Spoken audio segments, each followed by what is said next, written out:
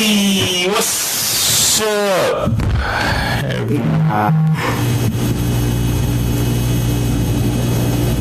You want to record the video? You can still record a video. It just won't be live. You may be able to, if your connection improves. What's wrong with the connection? I don't know. Low network connection. Hey. Cancel.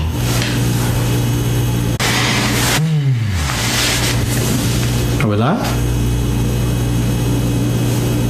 Yeah, I think we're live. Okay.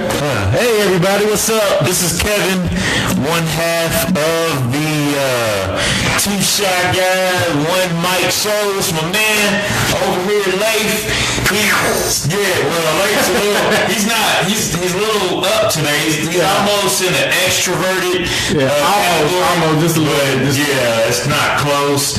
But thanks for watching. We just wanted to come to you today and just talk a little bit. We was having a conversation about courage and the importance of living in the face of fear today. And it just got me thinking, I was thinking about the Black Panther movie because I'm a big Black Panther fan. Yes. And I'm a big Marvel Comics fan. I'm like a little kid at the candy store with all these movies they making. They just making all kinds of movies about the comic book stuff that I like to see. Yeah, man, it's like, I remember when I was a kid, like, I dreamed of this type of era, right? Like, I had all the Black Panther comic books and everything. So I dreamed about this day and age, and it's finally here. But I'm old now, but I can still enjoy it. Yeah, you can still enjoy it. So we get to live our childhood fantasies. But, I just wanted to kind of just use that as a jumping off point in that just in my research and looking at Black Panther and thinking about the book of Joshua, not to get too churchy on you all, but I was just thinking about that. And then also I was thinking about the conversation me and you had the other day about entrepreneurship, business, and some of the resolutions that I've made with respect to moving in a certain direction when it comes to my personal life and my finances and my career and some of the things I've chosen to do. So I was just thinking about that, and it got me to thinking that one of the lessons that I've learned in researching Black Panther and also looking at the book of Joshua and then thinking about our conversation with it, it's very important to cultivate and build an inner heart, an inner mind, an inner will to move with courage and to move with resilience and move with fearlessness. Yep. Even though you may be experiencing some doubt, or even though you may be experiencing some moments of fear, we're still adhered or behooved, or we're still pushed to move forward anyway. That's one of the things I got from just talking to you. Yeah, and that's one of the things just during our conversations. I try to cultivate that in our kids as well. I always try to push them into the forefront to do things, to get over the embarrassment of being in front of people, speaking up for themselves. So a lot of those things that you're talking about is, especially like using the Black Panther analogy, and even sorry about that, the Black Panther analogy, and even like T'Challa, he was groomed to be a king and those kinds of things. I try to do the same thing with my children, groom them to stand up in the face of fear. Like a lot of times we get embarrassed or we get shy when we're in front of people, and that you get over that as time goes on. So the more you can do that early on, the better. Some people didn't have the opportunity as a kid, but I always encourage people to push themselves out there and make themselves uncomfortable so they can become comfortable in that discomfort. Why is that important given the world that we live in now? Why is it even important to even have a discussion like this? Hey James, thanks for joining in, man. We appreciate you stopping by. Why is that even important to even have that kind of conversation today? It's always important, right? It's not just today, it's in any age, because there's always going to be things that, especially like I'll use now, for example, there are people that have differing opinions, different ideologies, ideologies and different things that, and even like in work environments and school environments, peer pressure. It's all kinds of different scenarios to where you got to be willing to stand up for what you believe is right. And that's one of the things we definitely try to cultivate in our kids and even in yourself. Like sometimes, we always talk about, like systemic problems, and systemic problems are only broken when the people within the system are courageous enough to stand up and say something, even in the face of fear. The fear may be people's opinions. The fear may be loss of compensation. The fear may be imprisonment, loss of your life. There's all kinds of things that are worth standing up for. And so, but those things have to be cultivated. I always call it the motor axon theory for me, right? Motor axon, it either fires all the way or it doesn't fire at all. Yeah. So, like, the way I get over stuff, like, there's a lot of things I'm afraid of, but the way I approach it is I'm either going to go all in or I'm not going to do it at all. So I just jump off the diving board, so to speak. That's very good. And just kind of playing off that, jumping off the diving board, being all in, that's one of the things that we try to cultivate here, and that we try to cultivate amongst the team, and then also that I try to cultivate with my children. And it's one of the things that I've noticed that it has to constantly be brought to the forefront, especially today. Just looking at myself, going out into the world, it's like the message is just so strong a lot of times by the way things are socially designed and socially engineered, is that constantly my heartstrings are being plucked to be fearful. I'm constantly being told I'm not strong enough, I'm not smart enough, I'm not handsome enough, I'm not this enough, you should be scared. And then they'll turn around and offer me a solution in the form of a pill, in the form of a quick fix. And a lot of these things, if you don't cultivate, if I don't cultivate the will to move, even though I feel like whatever I may be lacking, that I'll be easily managed and easily held captive and easily held in a box, and also easily sold on whatever the next quick fix is. So that's why we wanted just to have this little conversation with you all. Thanks for joining us, Cheryl. Yeah, how you doing? We appreciate that. We just wanted to have this conversation, and don't be afraid if you want to come in and jump in and come in and have the conversation with us. Please don't be afraid to do that. But we just wanted to kind of just talk about this for a few minutes, and the importance of honing and cultivating that. Yeah, I got a question for you, Kevin. So what did our conversation involve, and why is it part of this conversation right here in terms of fear and courage? We were talking about, I'm pretty adamant, I'm pretty interested in the health and wellness space. And I was looking at the program and looking at things and how I was going to offer some things. And you said, is this going to be able to sustain you with what you presented me with? And I was like, no, it's not.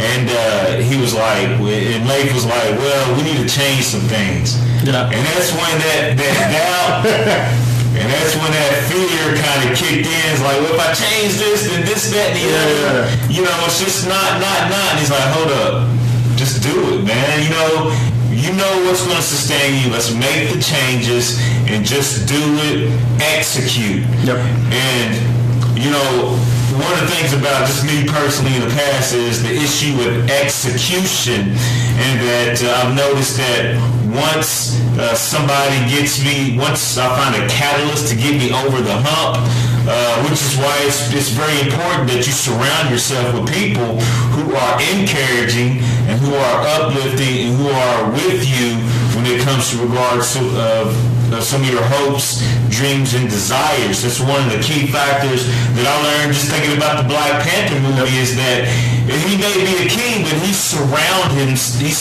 himself with a group of people, a tribe even, that had a common agenda, common goal at hand, and then they also had the will to stand up with him, against him, and bring some things to him that will help him advance forward.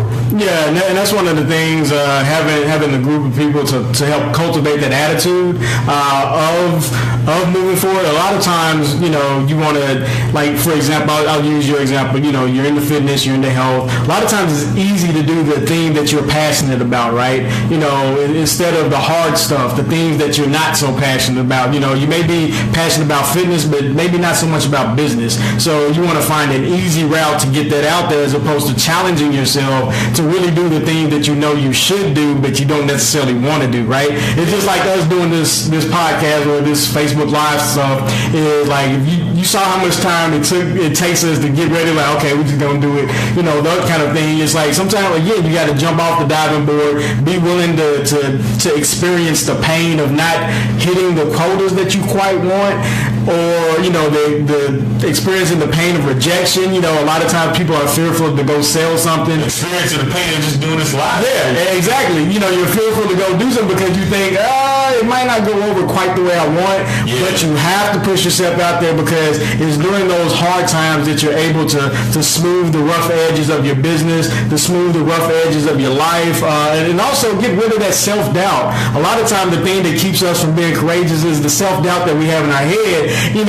It's like, man, okay, if I get it going good, will I fail myself? And you have to overcome that, because that's easy to do. That's one of the things me and my business partner talk about all the time with one another. It's just getting past that self-doubt. Is like, okay, is this the big one, or are we going to fall short again? Because that, you get caught up in that sometimes, and it's like, no, you know what, regardless, I'm going to push forward, I'm going to move forward, and that builds your faith, of course, in God, your faith in yourself, your faith in the process.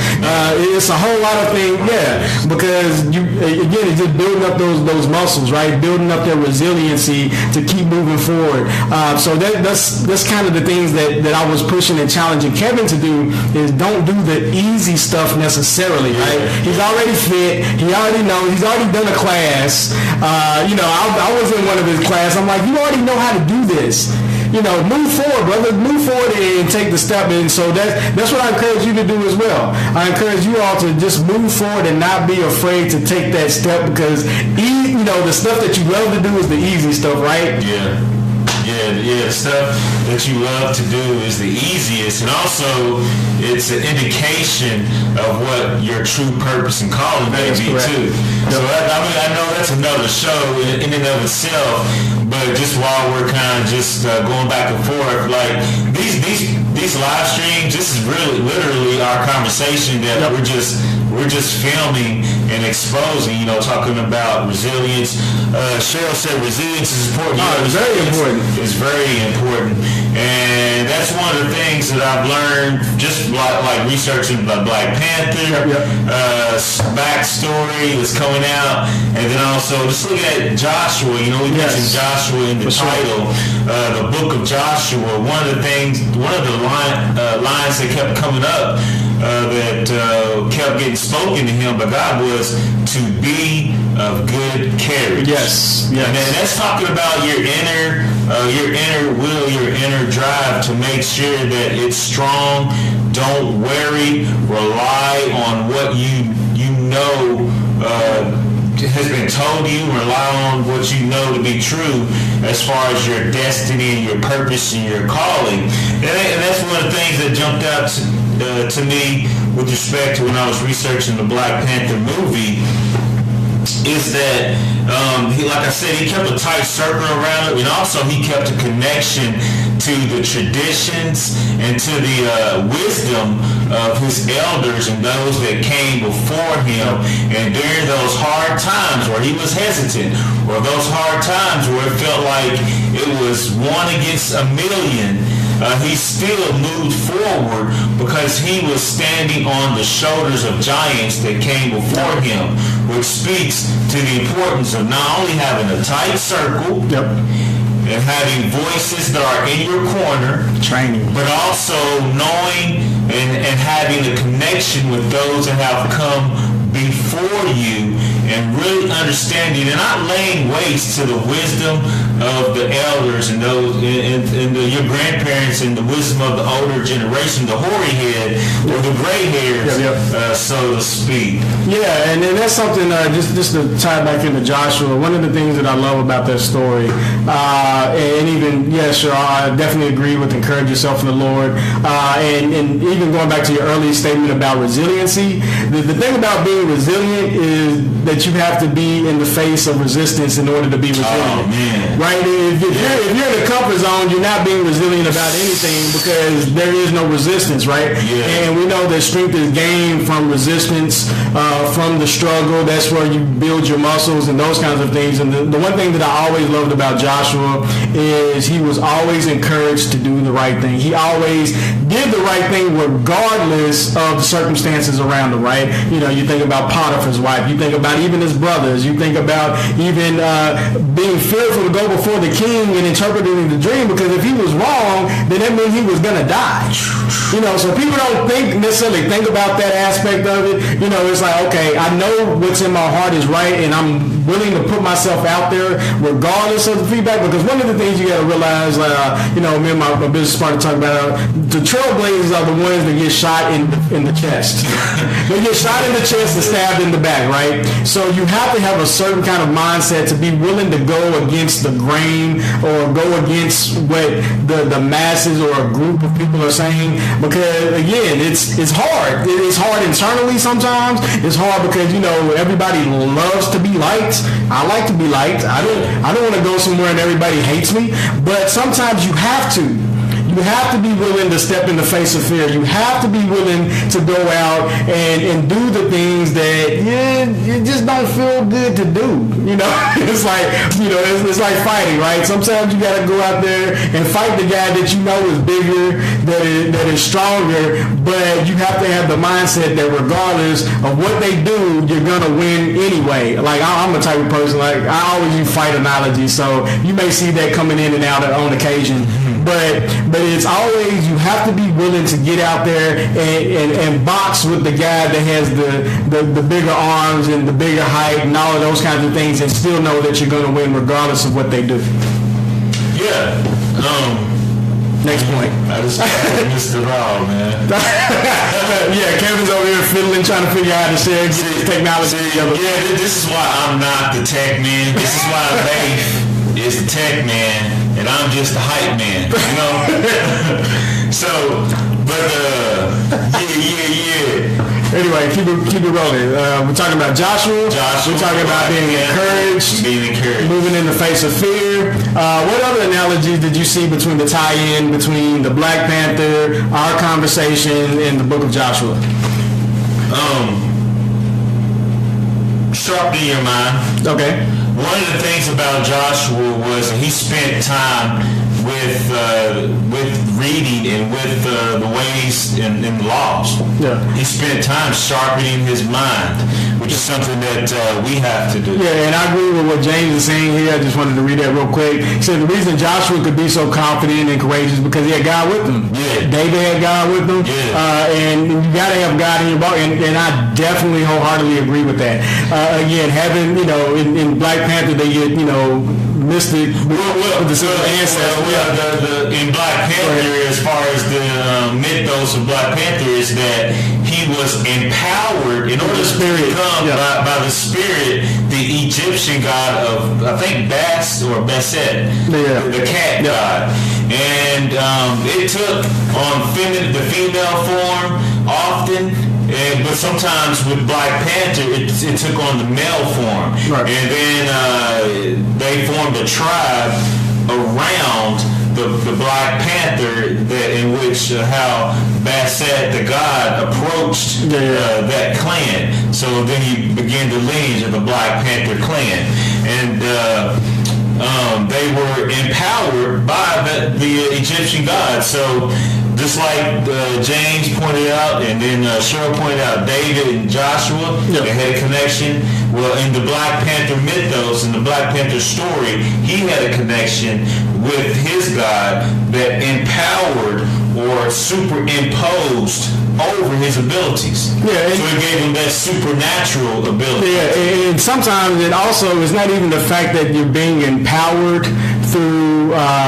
James hit it right on the nail. Thank you, brother. He said they were both empowered with a purpose, and they took the path. And that's what I was getting ready to say as well. I was going to give an example. I remember I went to Haiti back when I was in college, and like at the time I couldn't swim. I can barely swim now, right? And at the time I couldn't swim, and we had to go to I can't remember the name of the mountain range, but anyway, to get to the mountain range, we had to walk through a running river. And the river was about chest high, and I couldn't swim.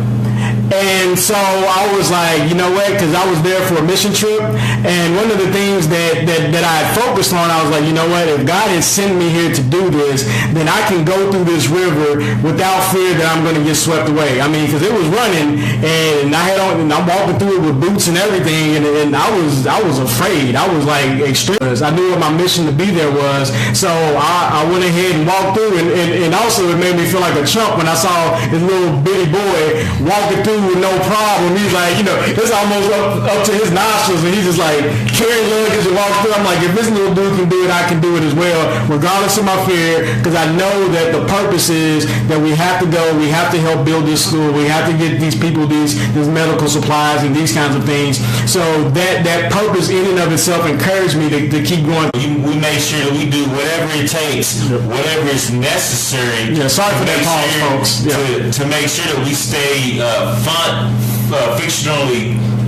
functionally fit, yes, and capable. So that's another lesson, and another point that I wanted to kind of just look at when it comes to being courageous in the face of fear, when it comes to being fearless. If you feel fearless, then you're going to move with fearlessness. Yeah, and also it's just like sometimes you just have to think, what is the worst that could happen? What's the word? Man. And once you embrace that, again, going back to the analogy of the fight, like I said, I'm a big fight fan. I practice martial arts now, and I used to fight a lot as a kid. That's why I love it. But anyway, it was just, once you embrace the fact that you're going to get punched, then it's like, what's the worst that can happen, right? And then, so you move forward even knowing that could happen. Of course, you don't want it to happen, but knowing that it could happen, and you're willing to face the consequences of that, you can accomplish way more than you truly know, than you truly expect from yourself. I always say that you're way stronger than you give yourself credit for. And I have to tell myself that as well. I'm way stronger than I give myself credit for. So if a trial or a test comes my way, then I know that I can overcome it regardless. Give me enough time, enough willpower, I can accomplish anything. And that's what I try to instill in my family. That's what I try to instill in my friends. And anybody I talk to is the fact that is to get them is like, for example, I'll use an example, like if somebody has the capacity to become a doctor, and the reason they have the capacity to become a doctor is because they took time, they studied, and they put in the effort, right? Some people, they think they're born geniuses and all this kind of stuff. But guess what? With time, effort, and passion, I got to throw passion in there. I got to throw passion, because if you don't have passion, then you will fall away. Anybody can do the same thing, and I truly believe that. Unless, of course, even people with disabilities, they can even do it. I saw a man that designed automobiles with his feet. Yeah. And so there's always, it sounds. I was going to say that. It's so cliche, but where there's a will, there's truly a way. Yeah. And going back to even the lesson we had earlier today about patience, a lot of times it takes patience. It takes patience, talking about T'Challa, talking about Joshua. If you looked at the cultivation that had happened over the time of his life, Joshua didn't just start off where he went straight to the king and he became second in power over Egypt. It took time. That was years. He was in training with Moses. Like, it mentioned he was 17 years old. Following Moses around in training. Yeah, it still takes years, man. And so we got to think about all of that kind of stuff. And even with what you're talking about with your pursuit in entrepreneurship, with health and fitness, Kevin is like, it's the winter time. Kevin's diesel. I always say that people don't realize that Kevin's a diesel dude, and it didn't just happen overnight. It took time. It took time for him to study about health and nutrition. It took time for him to change his own condition, with his health. He talks about that a lot, and he can even elaborate on that if he wants. But he had to take time to study. And once his mind was studied up, he was ready to move forward to even educate other people. Yeah, it took, like, you talk about taking time to study. Yep. After, what really got me changed, or in the motion of change, was pain. In terms of health. In terms of health, was the pain of losing my health. Yep. And then that's what prompted me to really start taking the time and to study up. And then once I felt like I was studied up enough, yep. There comes a point where you have to just make a step forward, close your eyes, and just jump and just do it. Yeah. And whatever happens. Like you said, what's the worst that can happen? Yep. People can laugh at you. Yep. You fall flat on your face. You stutter. You mess up. But once I decided to make that transition and make that step forward, I started putting on classes, and I started just talking and just started like doing live stream stuff that's way out of my nature. That's why I titled it Two Introverts and One Bite. Two Shy Guys. He gets wrong every time, and he's the one that came up with the name. Two socially awkward dudes. I don't know, but you just take a chance, Yep. So. Having that pain, that's studying up, spending time and cultivating and honing, and just going through the process of acquiring knowledge, understanding, and then also putting it into practice. Yes. And that takes time. That's a process. Yeah. But in closing, we didn't want to take up too much of your time. We just wanted to kind of put some pebbles of positivity out there for you. I like that. Pebbles of positivity. P-O-P. P-O-P. Pebbles of positivity in your sandal as you scroll along the Facebooks. Yep. Because one of the things we noticed is that, these platforms and stuff have a tendency, whether it's by happenstance or whether it's by design, we know that these technologies, these platforms have a tendency to take from you, not really adding too much value to your life. And so we just felt like, let's start live streaming some of our conversations and thoughts, and just kind of attribute and contribute to you all and invest in you all, hopefully be of adding value to you all, because that's just what we do. Life's too short. You might as well have fun. Yeah. You might as well add to the lives of others, and that high tide raises all ships. That's right. High tide raises all ships. And it's about having fun and growing a community, to communicate in unity with the tribe of people that are looking for more out of life than just meets the eye. Looking for more out of life. Transformers. Knowing is half the battle. We can keep it going. Go, gadget, positivity. Always do the right thing. Always do the right thing. So, I guess as we segue out, real quickly, can you go over why we even titled this show? Why we even exist? Why we decide to do this? What's our brand? Okay, I'll go with the brand. Hold on, let me read this comment by my man James real quick. So, man, you hit the nail on the head. I was in the same place studying, and then I read Isaiah 24 through 29, 28, chapter 28, 24 through 29. The farmer doesn't just plow. At some point, he plants and cultivates. That's right. You got to plan and cultivate.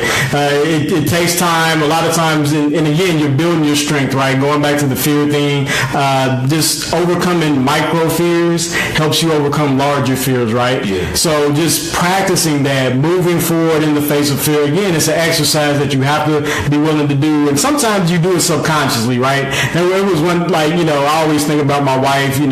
She's that kind of person that she gets fearless at the wrong times, I say.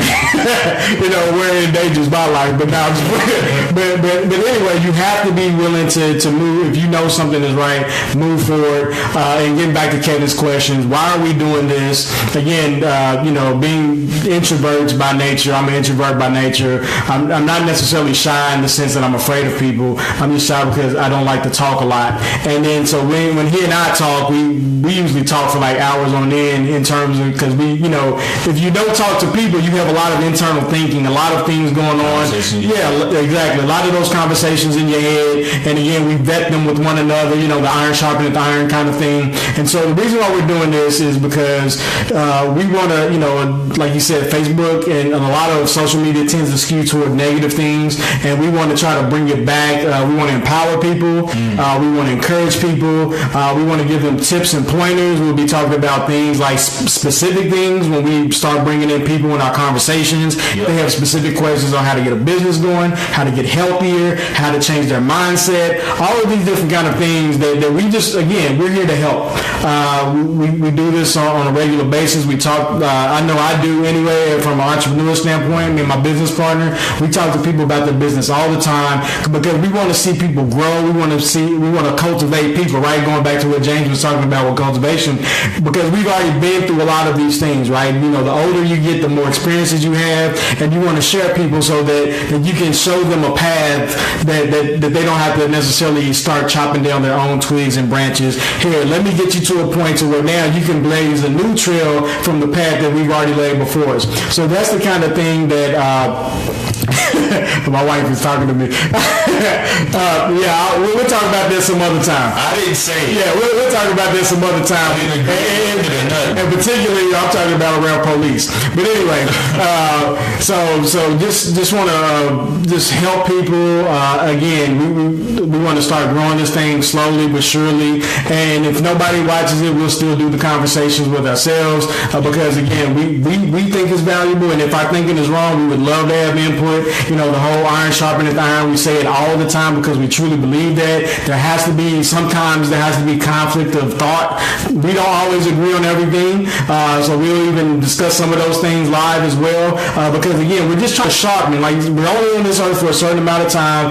Man's life is but a vapor, right? But a blade of grass is what the Psalm says. So in this time, we want to live the best possible life that we can, and we want to help you do the same thing. Oh man, you hit it on head. You talking about living the best version of you possible. Oh, definitely. Man, well, I can keep going. Yeah, we're not gonna keep going today. It just brought. Well, when he said that, it just brought to mind a book, Deep Nutrition. I got it right there by Dr. Kate Shanahan. Yeah, he got a stack of books over here. And it just talks about how each and every one of you all, each and every one of us has about 3,000 plus possibilities or versions encoded in our DNA.